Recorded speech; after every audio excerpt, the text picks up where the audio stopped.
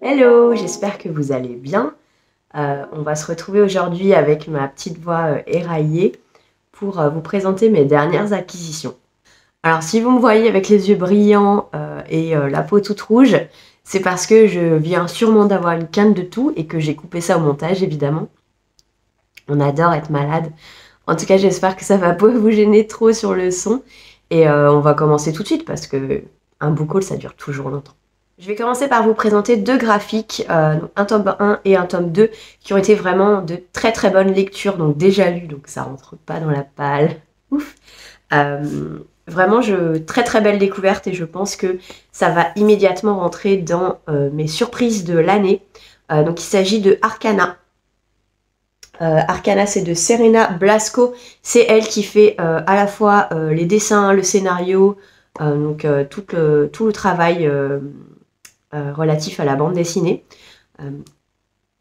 C'était vraiment très très très chouette. Donc ça, c'est le tome 1 qui s'appelle Le Coven du Tarot. Et ici, vous avez le tome 2, Le Parcours du Fou. Donc ça sera une série en 4 tomes. Pour l'instant, il n'y a que les deux premiers tomes qui sont parus. Alors Arcana, de quoi ça parle? On est dans un monde de fantasy dans lequel il y a 4 îles principales et l'île d'Arcana. Donc en fait ici on est vraiment dans un monde fantasy avec, qui est basé autour du tarot. Alors il faut savoir que moi le tarot je connais très très très peu. Je suis pas du tout une experte et c'est pas forcément quelque chose qui m'intéresse particulièrement. Mais j'ai adoré le monde de fantasy qui était créé ici, qui est très très riche, qui est très bien trouvé, avec un super fil conducteur. Les personnages sont vraiment bien creusés, vraiment très très chouette quoi. Et même si vous connaissez pas du tout le tarot, bah allez-y. C'est une série qu'on pourrait classifier en jeunesse, mais moi je l'ai lu et j'ai juste adoré. Donc n'hésitez pas, je pense qu'à partir de 10 ans c'est très bien. Donc en fait on va suivre deux jeunes filles. On suit comment elle s'appelle, Fauna et Flora. Je vais dire Fiona. Fauna et Flora. Donc qui vivent sur, il y en a une qui vit sur l'île des bâtons et l'autre sur l'île des épées. Et en fait, elles vont être toutes les deux sélectionnées pour aller sur l'île d'Arcana, dans lesquelles sont entraînés les potentiels futurs arcanes majeurs. Donc en fait, vraiment dans cette histoire, tout est relié au tarot, que ce soit bah, voilà, les arcanes majeurs, les arcanes mineurs, donc les personnages en gros, hein, parce que moi je connaissais pas trop. On a vraiment ce fil conducteur qui est partout dans ce monde et c'était très très très très chouette. Et je vous dis, même si on n'est pas expert en tarot, tout est très bien expliqué et tout fait sens en fait. Donc les personnages sont vraiment super. Je vous conseille à 1000% cette série de BD qui, pour sûr, rentre dans mes plus belles surprises de cette année 2023. Donc pour poursuivre ce book haul, je vais vous présenter 3 ouvrages d'une même autrice qui est donc mon autrice préférée. Donc j'essaye un peu de compléter la collection, vous allez voir ça. Donc tout d'abord, le tome 2 de sa diologie, Une prière pour les cimes timides. Donc c'est le tome 2 de la diologie, une histoire de prêtres et de robots, si je ne me trompe pas. On est ici dans un monde, sur une autre planète, dans un monde un peu alternatif au nôtre, dans un futur très très lointain, dans lequel les robots ont atteint un tel niveau de conscience qu'un jour ils ont décidé tout simplement de partir et de s'éloigner des hommes. Et on suit aussi le côté des hommes où chacun a une fonction propre. Tout le monde est très très unifié avec la nature. Donc on a vraiment ce lien et cette connexion. Voilà, on est très loin de ce qu'on connaît évidemment aujourd'hui. Comme d'habitude, Becky Chambers, voilà, c'est de la science-fiction positive qui nous fait réfléchir, qui est très belle, qui est très bien écrite, très inclusive. Donc personnellement, moi j'adore. Et bon, là c'est le tome 2. Je ne l'ai pas encore lu parce que en fait, une fois que je l'ai lu, bah, j'aurais tout lu de Becky Chambers. Et ça me fend le cœur, mais heureusement, il y a un nouveau tome qui sort au mois de mai. Donc voilà, j'aurais autre chose à lire, mais en fait, je suis en train d'un peu d'attendre, mais je pense qu'il sera lu au mois d'avril, celui-là. Et ensuite, j'ai commencé à me prendre sa saga Les Voyageurs, que j'ai adoré. J'ai lu les 3 tomes, et donc c'est le tome 4 qui va donc sortir au mois de mai, et celui-là que je n'ai pas lu. Donc j'ai commencé à me les prendre en édition collector, donc l'espace d'un an, donc de Becky Chambers. Voilà, Je sais pas si c'est mon livre préféré, mais en tout cas c'est dans mon top 3 de mes livres préférés, chez La Talente, qui a fait une très très belle édition. Euh, Soft Touch, voilà, c'est splendide. C'est très très beau, j'adore ce côté coucher de soleil là sur une autre planète. C'est absolument fantastique. Donc c'est le tome 1. Malheureusement, je n'ai pas trouvé le tome 2 en version collector dans ma librairie, donc j'y retournerai pour voir s'ils ont à nouveau du stock. Mais j'ai trouvé le tome 3 à la foire du livre de Bruxelles, donc les archives de l'Exode, donc de Becky Chambers. Pareil, j'aime énormément cette couverture magnifique. Donc le tome 2 sera bientôt dans ma collection. Et pour sûr, le tome 4, lorsqu'il sortira, il va sortir en version collector et non collector. Est-ce que j'achèterai la version non collector? Je sais pas. En tout cas, collector, c'est sûr. Je me rends compte que je vous ai pas trop parlé de quoi parler, de quoi parler la saga Les Voyageurs. En fait, la saga Les Voyageurs, déjà, c'est des tomes compagnons. Donc, on n'a pas besoin de les lire dans l'ordre. Je vous invite pourtant à lire le tome 1 puis le tome 2. Le tome 3 peut se lire complètement séparément, mais il y a des petites pépites, en fait, qui les lient.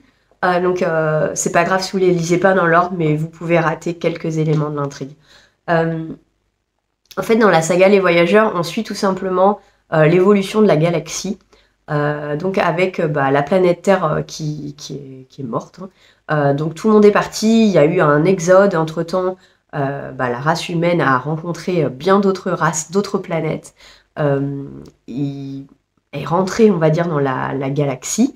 On a donc énormément de gens très différents qui se côtoient, de planètes très différentes. Et on suit donc, on est dans cette galaxie. Et en fonction des tomes, en fait, on va suivre des points de vue complètement différents. Donc dans le tome 1, on est sur un vaisseau, un tunnelier qui crée comme des trous noirs en fait pour pouvoir passer très rapidement d'un monde à l'autre. Et on suit un équipage dans lequel il y a évidemment plusieurs races extraterrestres et on voit la communication, comment ils fonctionnent entre eux. Très très intéressant. C'est un peu, voilà, c'est aussi une introduction à cet univers.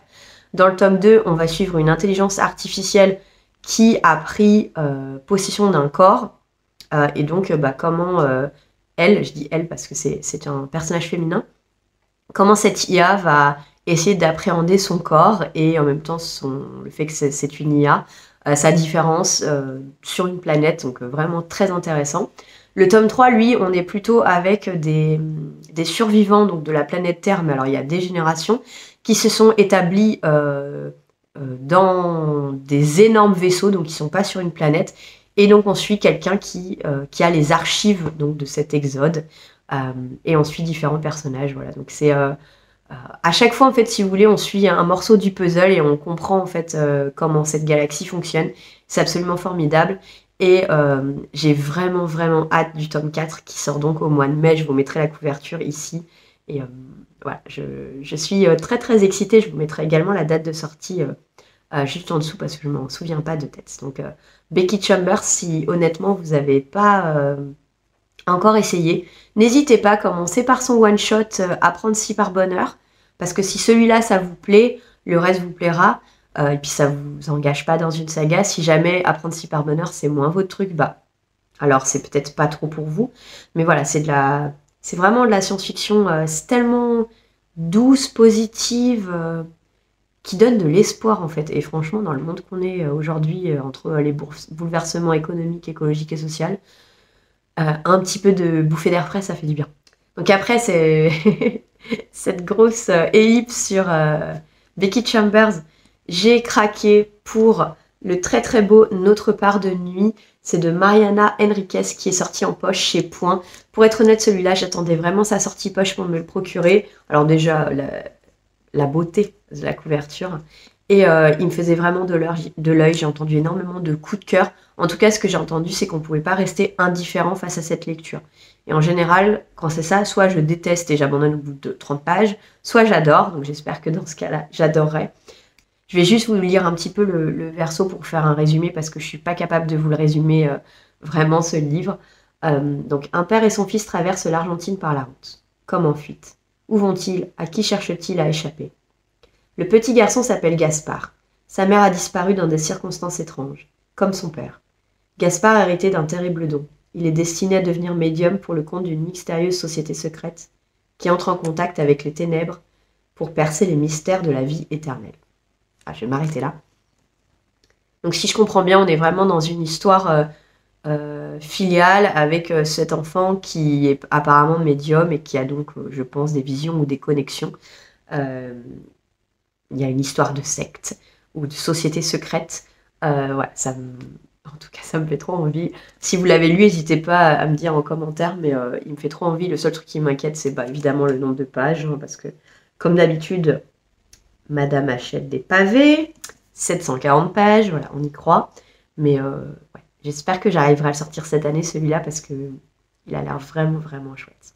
Ensuite, je vais vous montrer mes achats de la foire du livre de Bruxelles, puisque je m'y suis rendue hier. Donc, alors vous, ça sera passé depuis un petit moment quand vous verrez normalement cette vidéo, mais j'y suis passée et j'ai fait de très très belles découvertes. Je suis vraiment ravie. Honnêtement, j'ai été que dans 2 maisons d'édition différentes. Enfin, j'ai acheté que dans 2 maisons d'édition différentes. Homme sans nom et La Talente. Voilà, vous ne serez pas surpris. Vous avez déjà vu mon achat Becky Chambers chez La Talente.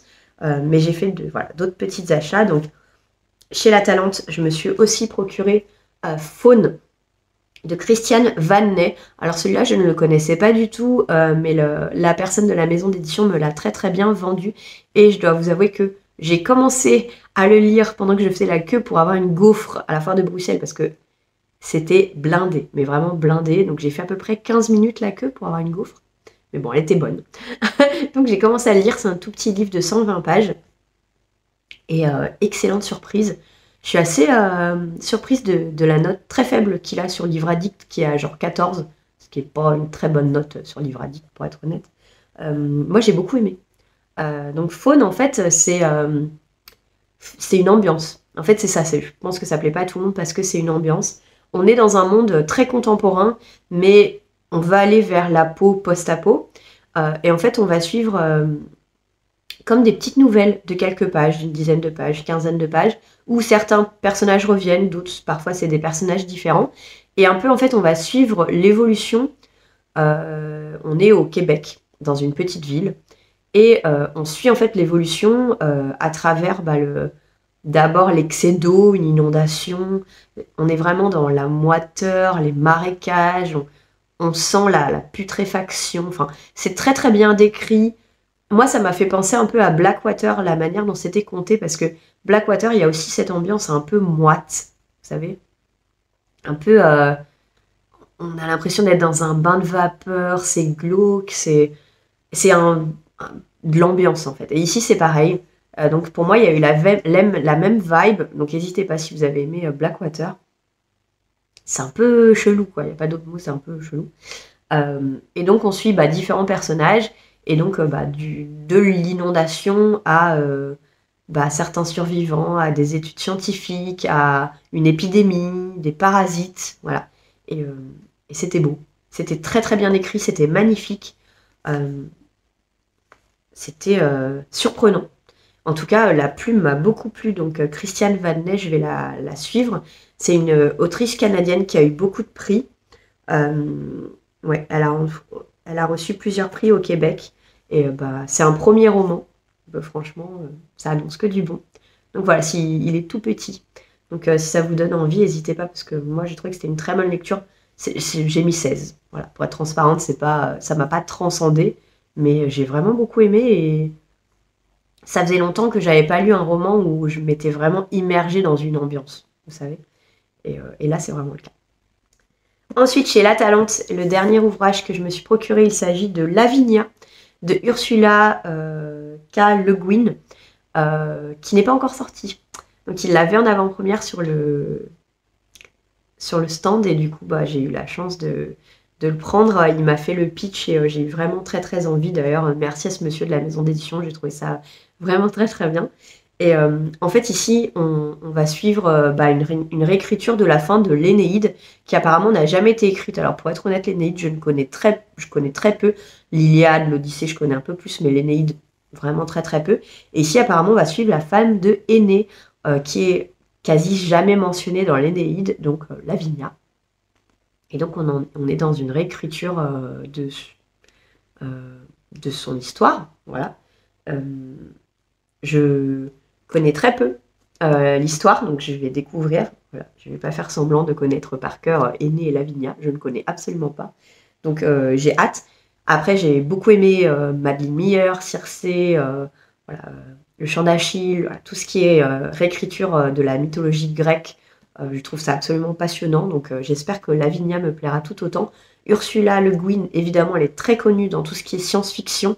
Donc en fait, je me dis que c'est un point d'entrée pour moi, et si j'aime son écriture, alors je me procurerai sûrement ses ouvrages en science-fiction, parce que j'adore ça. Donc voilà, je rentre par l'historique pour découvrir Ursula Le Guin. C'est pas le chemin le plus classique, mais je vous en dirai des nouvelles. Et ensuite, je me suis arrêtée sur le stand de L'Homme sans nom, sur lequel je me suis pris 3 ouvrages. J'ai pu discuter avec les auteurs, c'était vraiment, vraiment sympa. Adorables les auteurs, donc ça a été vraiment de très belles rencontres. Donc je vais commencer par David Brie. Alors David Brie, il explique tellement bien en fait quand il a une voix de conteur. Donc quand il nous parle de ses romans, donc il avait 3 romans à présenter, en fait on est immergé dans l'histoire. Il raconte tellement bien, ça donnait tellement envie. Donc je lui en ai pris 2. Voilà, j'ai craqué. En plus il était d'une gentillesse. Donc vraiment David Brie, n'hésitez pas si vous le voyez en salon, allez-y parce que vraiment il est adorable. Le chant des géants, donc de David Brie, déjà, regardez-moi cette couverture. Alors, je vous disais que tout ce qui était mythologique, j'adore. Ici, quand j'avais vu la couverture de base plusieurs fois dans des vidéos ou en librairie, je m'étais dit, je pense que ça va me plaire. Ça faisait vraiment conte mythologique. Et après, quand il m'a expliqué, en fait, qu'on était dans un monde de fantasy avec 3 géants, chacun des géants a une personnalité très différente, et puis on suit une princesse. En fait, on est vraiment là dans l'Iliade, voilà, mais sa version à lui. Et ça m'a donné vraiment très très très envie. Il m'a dit effectivement tout ce qui est conte, ça ressemble à un conte mythologique. Donc il m'a dit que ça pourrait me plaire vu que j'avais aimé Circé. Donc j'ai vraiment très envie. En fait j'ai envie de vous lire un peu le derrière parce que je trouve que comment c'est écrit, on sent que c'est lui qui parlait. Donc je vais pas être aussi bonne que lui évidemment, mais je vais juste vous lire le début. Entrez, entrez. Asseyez-vous, n'ayez pas peur. Il reste de la place là au fond près de la cheminée. Oui, c'est bien, très bien. Commandez des bières, des pommes brisées, ce que vous voudrez, mais faites vite. Vous autres dans la paille, rapprochez-vous. Calez-vous contre les murs, les tonneaux, les pieds de table, voilà. Le feu ronfle, les bûches craquent. La nuit est tombée. Les marmites sont vidées. Laissez-vous aller. Fermez les yeux juste un peu et écoutez-moi. Je vais vous raconter une histoire. Celle de notre île ostente où dorment 3 géants. Bale aux rêves de mort et de musique. Lebor Cham, mère du brouillard, des collines et des plaines, et enfin le puissant Fraek, aux songes de gloire et de bataille. Je vais vous parler de guerre, d'amour et de trahison, de cris de sang et de larmes. Je vais vous parler de grands espoirs, ce qui est vain, de ceux qui meurent. Alors fermez les yeux, laissez-vous aller. Voilà. Voilà. Je ne veux pas aussi bien que lui, mais en fait, quand il explique, c'est vraiment ça. On a envie de se mettre au coin du feu et qu'il nous raconte une histoire. C'est un conteur et du coup, j'ai hâte de découvrir sa plume parce que s'il raconte, s'il écrit aussi bien qu'il raconte, je pense que ça va être formidable. Donc voilà. Et si jamais tu passes par là, David Brie, ravi. Ça a été une très belle rencontre. Donc le chant des géants. Et je lui ai pris un deuxième parce que il m'a fait le pitch des 3 et en fait ces 2-là, c'est ceux qui m'ont le plus tenté. Et celui-ci, je l'ai trouvé très intriguant. C'est La princesse au visage de nuit, donc c'est toujours aux éditions L'Homme sans nom. En fait ici, on est dans un thriller, il m'a dit, un peu mystique, un peu fantastique. Donc moi j'aime bien ce genre de choses, j'aime bien Stephen King comme vous savez. En fait dans La princesse au visage de nuit, on va suivre un homme qui a une 30aine d'années. En fait, quand il était enfant, apparemment, il s'est échappé un jour dans la nuit parce que ça allait pas avec ses parents, une histoire compliquée au niveau familial. Et il a trouvé la princesse au visage de nuit. Il a aucun souvenir de cette nuit-là, blackout, vraiment très très bizarre. Et en fait, on va le suivre quand il a 30 ans. Je crois qu'il est parti vivre à Paris, ou en tout cas, il est dans une grande ville. Et ses parents décèdent dans un accident de voiture. Et lui, il trouve ça vraiment très bizarre. Donc en fait, à la fois, on va suivre l'enquête où on a ce garçon, comment s'appelle-t-il? Hugo, qui essaye de démêler la vérité en fait sur cette disparition de ses parents et cet accident. Et à la fois, Hugo qui essaye de retrouver la mémoire sur cette fameuse princesse au visage de nuit, qui est comme un conte mystique un peu du village, un peu comme la Dame Blanche, vous savez. Donc voilà, ça me fait très envie. Il n'est pas trop gros. il est beau, il est franchement trop chouette, quoi. Regardez les petits brindilles à chaque chapitre. Ça m'avait vraiment envie et c'est différent de ce que je lis habituellement, donc je me suis dit pourquoi pas. Et en tout cas, il me l'a très bien vendu. Vous voyez, je suis faible, hein. Quand un auteur me raconte très bien son livre, forcément, je me le procure.